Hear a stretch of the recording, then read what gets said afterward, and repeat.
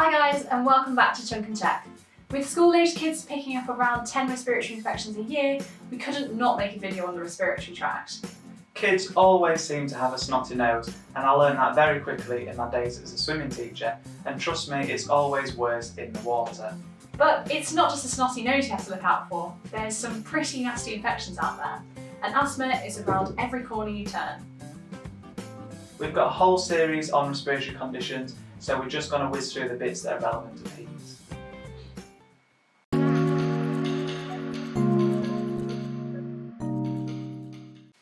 The common cold. I'm not going to insult you by talking about this one in detail, we've all been there.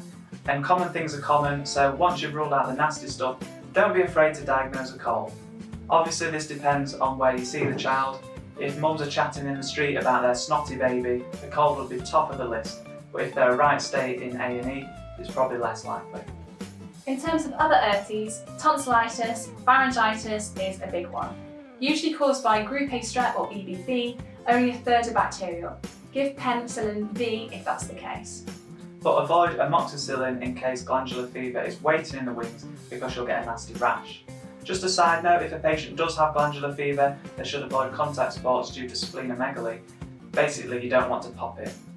Ears. Otitis externa is the easy one. That's an inflamed ear canal which should settle down with some steroid drops.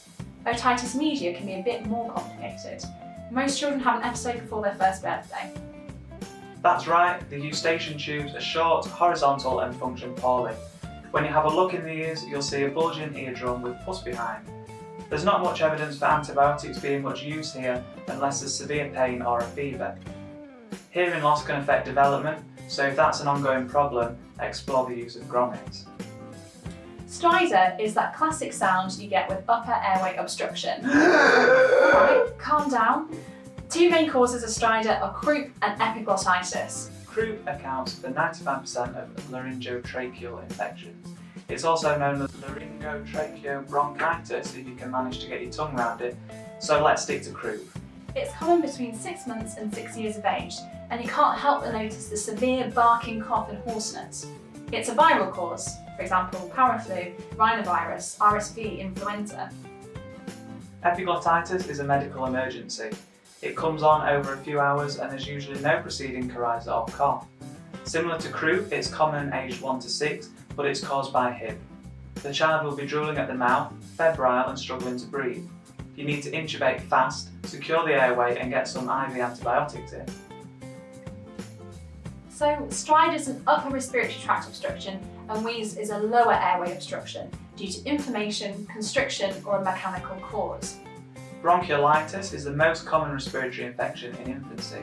It peaks at 9 months and is common to about 2 years, so if you're faced with a poorly wheezy baby and a grilling consultant, your best guess is bronchiolitis. Again, it's a viral cause. 80% of the time the culprit is RSV, but it can be paraflu, rhinovirus, adenovirus, things like that. It's classically a 6 to 9 day illness, which is important to know. If a baby presents to A&E on day 2 and is already bad, the chances are it'll get worse over the next week, so it's safest to admit them. But if they present on day 8, the chances are that they're already through the worst. Some indicators of when to admit are apnea, SATs below 92, less than half of normal feeds or significant work of breathing. Apart from bronchiolitis, when you think wheeze, you think asthma, but you can't officially diagnose asthma without tests and you can't do the tests in under 5s.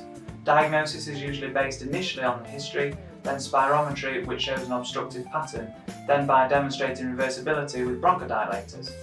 If you can't do the testing, this wheeze gets classed as persistent wheeze until they're old enough for a proper diagnosis of asthma. Typical features of asthma include shortness of breath, wheeze, cough, atopic tendency, and the big giveaway is diurnal variation. You can find out about management in our asthma video. Kids can also get non-atopic viral-induced wheeze. Small airways become inflamed due to the same viruses which cause the common cold. It's episodic with no interval symptoms and resolves by age 5. What about whooping cough? We should probably talk about that too. Yes, pertussis. It causes the spasmodic cough followed by a whoop. Then the child can turn red or blue and have periods of apnea, so it can be quite scary to watch. It's highly contagious as well. And just to finish off, we have to mention cystic fibrosis in our Peds Respiratory video. It's autosomal recessive. 1 in 2,500 births are affected. There's a defective CFTR gene, and in 78% of cases, it's due to mutations in delta F508. Although this is a respiratory video, cystic fibrosis is a multi-system disorder. In the airways, cilia are impaired, so secretions are retained, leading to infection. Pancreatic ducts are blocked by secretion, so 90% have pancreatic insufficiency and can be affected by diabetes. Other complications include infertility, gastroesophageal reflux disease, meconium ileus and liver disease. CF is picked up straight away on newborn screening, but you might also see growth faltering and recurrent infections.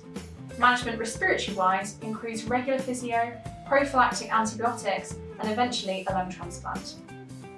So I hope that was useful. We've covered a few of the most common respiratory presentations you might see in PEDS as a medical student. Don't forget that babies get ill so often, and it's usually a normal part of growing up, but you have to be able to spot the times when you need to intervene quickly. Thanks for watching our video today. See you in the next one. Bye. Bye.